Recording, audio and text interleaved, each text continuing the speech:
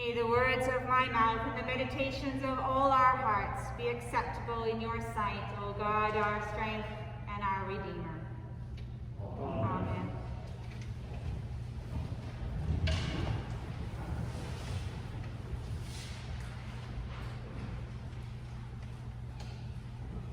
When I was studying at St. Paul University, working toward a master's in divinity, I got an email from a professor asking if she could use a case study I'd submitted as an example in class, as she thought it was particularly good.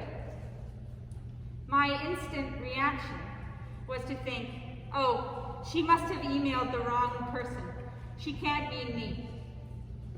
I wonder if you've ever had that kind of experience where you were asked a question that made you immediately think, who, me? In this week's gospel passage, we hear about the angel Gabriel's visit to Mary.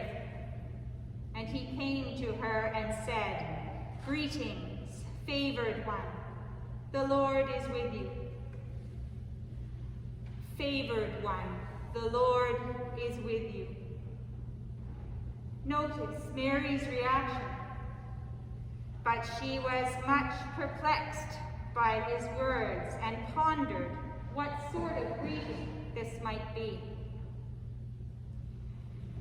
It doesn't say that she was startled to see an angel. It says that she was much perplexed by his words, much perplexed by his description of favor and this assurance that the Lord is with her. Who, me? Favored? Who, me? The Lord is with me? Mary might have been thinking, who, me? But this isn't what she says to the angel Gabriel. She questions, how can this be? A good question. But then she listens. She hears that nothing is impossible with God. And she says, let it be. She opens herself to that nothing is impossible and becomes the vessel for the ultimate in nothing is impossible, the incarnation, the Word made flesh. Meister Eckhart wrote this in the 13th century. We are all meant to be mothers of God. What good is it to me if this eternal birth of the divine Son takes place unceasingly, but does not take place within myself? And what good is it to me if Mary is full of grace, if I am not also full of grace? What good is it to me for the Creator to give birth to his Son if I do not also give birth to him in my time and my culture? This, then, is the fullness of time when the Son of Man is begotten in us. Greetings, favored one. The Lord is with you. These words are for us, too. These words are for each of you and for me. These words, this encouragement found in the reminder that we are favored, that God is with us, opens us to potential and possibility. God is always there, filling us with grace, inviting us to put flesh around that grace and bring it into the world. Anglican solitary nun and author Maggie Ross writes about faith as a willingness for whatever, a placing of oneself at the disposal of God, so that one can be used by God as God sees fit. I had another who, me, experience last week, and it was also an angel Gabriel experience. I got a phone call, out of the blue, from someone I've crossed paths with in different contexts over the years. She explained to me that she was calling because she felt that my soul was tired. She said, "You need to be full of love and peace and hope and joy to do the important ministry that you're doing." She said to me, "I want you to know that you're not alone. God is with you. I am here for you, and I am living in a place of fullness. Let me help you to fill up again." When she said, "I am here for you," my initial reaction was, who, me?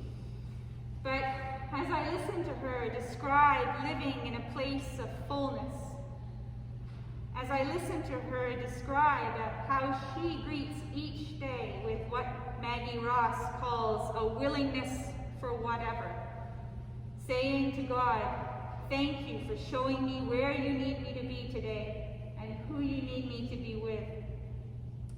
My who, me, moved into a place of nothing is impossible with God, and it became let it be with me. She reminded me that that fullness, God's love and grace, is always there, waiting for me to step into the flow of it, letting it fill me up and letting it flow from me. We all need Angel Gabriel experiences. Sometimes we need someone else to be Gabriel for us, and other times we can be Gabriel. We all need to hear, "Greetings, favored one. The Lord is with you." In Eugene Peterson's translation, The Message, Gabriel's greeting is this: "Good morning. You're beautiful with God's beauty, beautiful inside and out. God be with you." We all need to be reminded that we are beautiful with God's beauty, beautiful inside and out. Sometimes that reminder is what we need to keep going. Sometimes that reminder is a flicker of light in a very dark time. Whether we are the ones speaking or listening to this reminder, so often it is what we need to move us from who, me, to nothing is impossible with God, so that who, me, can become let it be with me. So often, that reminder is what we need to fill up with God's love and grace, and to put flesh around that love and grace and bring it into the world. May Gabriel and Mary remind us all of God's favor, of God with us. Hear this from me to you. You are beautiful with God's beauty, beautiful inside and out. God is with you. Let those words sink in and fill you up. Reach out to someone this week and greet them this way. Be an Angel Gabriel to someone. In Jesus' name, amen.